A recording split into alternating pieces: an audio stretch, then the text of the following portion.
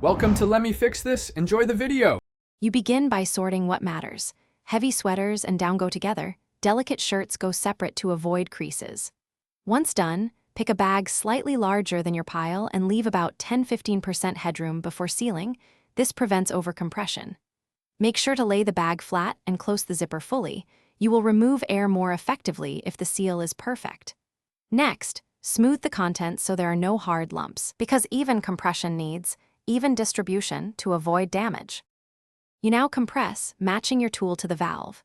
Use a hand roller for travel bags or a vacuum for home storage.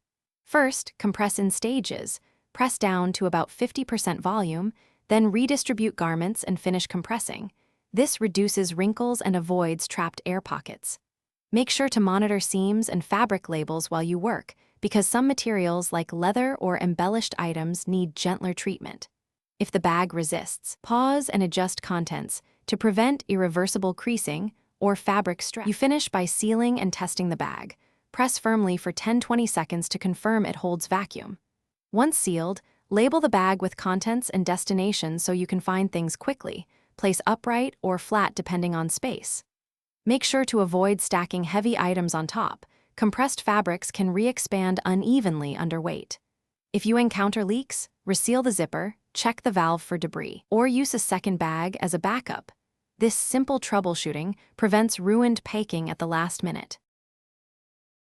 Thanks for watching. If you found this helpful, don't forget to like and subscribe.